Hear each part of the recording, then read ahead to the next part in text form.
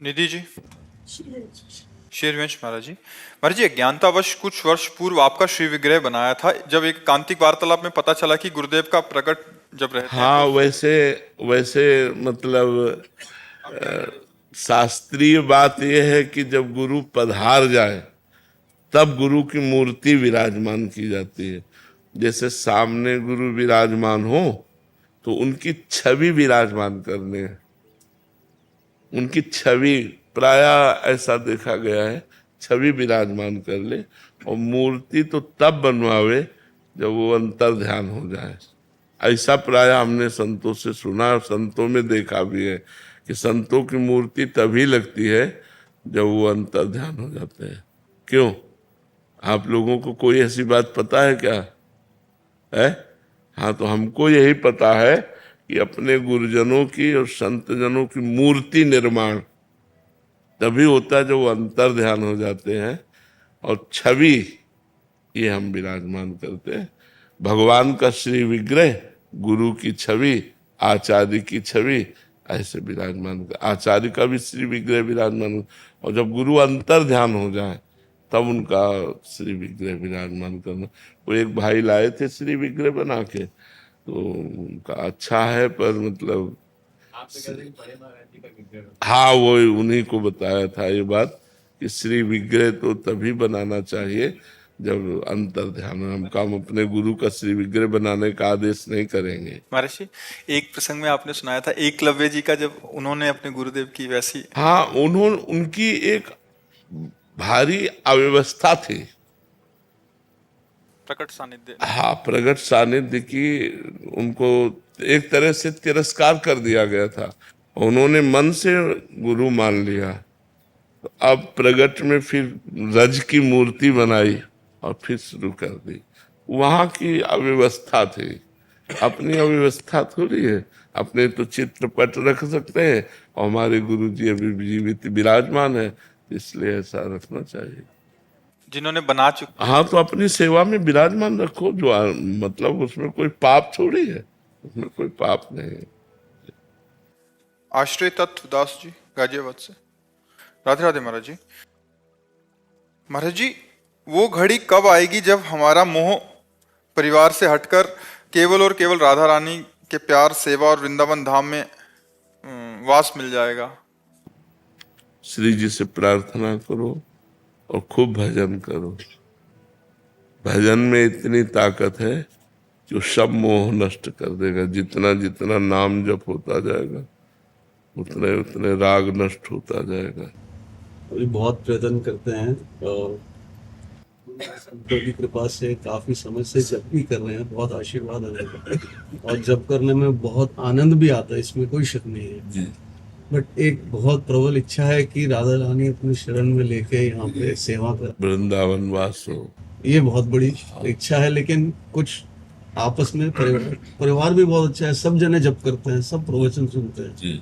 लेकिन कैसे हम आगे और जिनको वृंदा विपिन है, कृपा तिनय की होए, वृंदावन में तबही तो रहन पाई है सोए। महारानी जो लाडली जी का वृंदावन है, उनसे प्रार्थना करो तो कृपा करेंगे। मोह छाड़ ऐसे रहे, मनो चिन्हारो नाय। वृंदावन कैसे रहना? मानो किसी से कोई परिचय नहीं, रात दिन भजन में।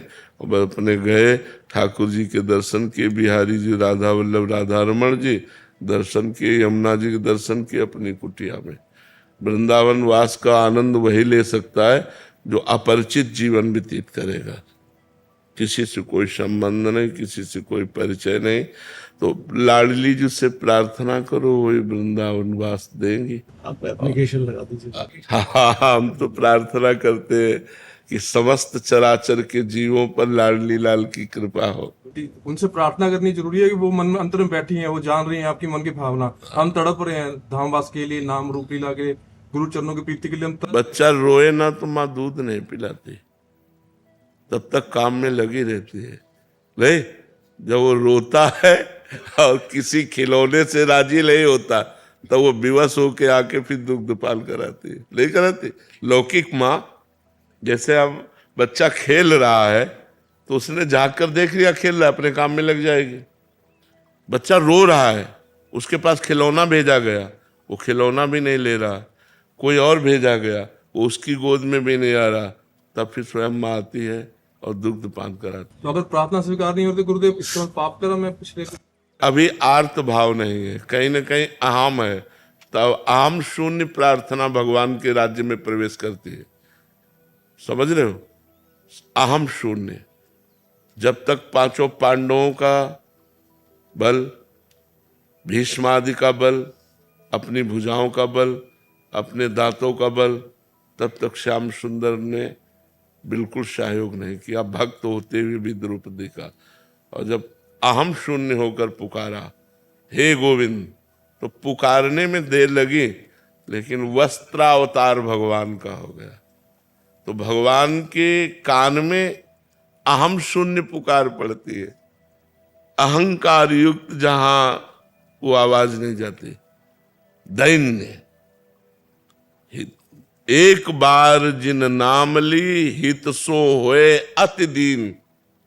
शब्द समझो, हित सो मतलब प्रेम से युक्त होकर, अति दीन ताको संग न छाण ही, ध्रुव अपनो कर ली। ध्रुव सत्य है, भगवान उसको अपना बना लेते हैं, उसका कभी संग नहीं छोड़ते। जो प्रेम से अति दीन होकर भगवान को पुकारता है, तो प्रेम आ जाना और अति दैन्यता आ जाना, ये बहुत कठिन। पूरा जीवन इसी में तो लगे हैं, अपने लोग की दैन्यता आ जाए, अहंकार नष्ट हो जाए, प्रेम आ जाए। भगवान के राज्य में अहंकार भरी आवाज नहीं जाती, दैन्य राज्य भगवान। यही दरबार दीन को आदर रीति सदा चली आई। नित्यानंद दास जी वृंदावन से। महाराज राधे राधे महाराज जी। महाराज जी आपके चरणों में दंडवत प्रणाम। महाराज जी ब्रिजवास मिल गया है, सर्व समर्थ गुरुदेव मिल गए हैं, महामहिम नाम मिल गया है, राधा रानी की बहुत कृपा है, लेकिन हृदय में महाराज जी अभी वो व्याकुलता जो होनी चाहिए, वो परिवर्तन जो होना चाहिए, वो नहीं आ रहा। धीरे धीरे धीरे धीरे सहत सहत बाढ़े भगति, गृह तन हित गुरुगार। अपना संपूर्ण जीवन समर्पित हो जाए, फिर हमारा परिवर्तन इतनी जोर का होता है कि पूछो मत। हमारे समर्पण में जब तक कमी होती तभी होती। एक अहमता ममता ये जग में है दुखदाई, ये जब श्री जी की ओर लगे तो होत परम सुखदाई। तात मात सुत दार देह में मति अर्जय मति मंदा, हित किशोर को है चकोर तो लख वृंदावन चंदा। तो एक अहमता ममता को हमें श्री जी के चरणों में समर्पित करना है, और ये बड़ी कठिन है अहमता ममता समर्पित। जैसे सब कुछ समर्पण कर दिया तो उसका अभिमान है कि सब कुछ समर्पित कर दिया। ये अभिमान रूपी रोग से पिंड छुटाना बहुत कठिन पड़ता है। और संस्कृत मूल शूल प्रदनाना, सकल शोक दायक अभिमाना। समस्त दुखों को प्रदान करने वाला अभिमान है। जिस अभिमान में साधना का अंक जुड़ जाता है, अब वो हटाना बड़ा मुश्किल है। दैन्य आए बिना भगवान के दरबार में प्रवेश नहीं है। ये दरबार दीन को आदर रीति सदा चली आई। यही दीन प्यारे वेद पुकारे, द्रवो श्री भगवान। एकदम अपने को तृण से भी नीच मानना, सब में भगवान को देखना, सबको नमस्कार करना, निरंतर नाम जप करना, गुरुदेव की आज्ञा में रहना, अभी सब ठीक हो जाएगा।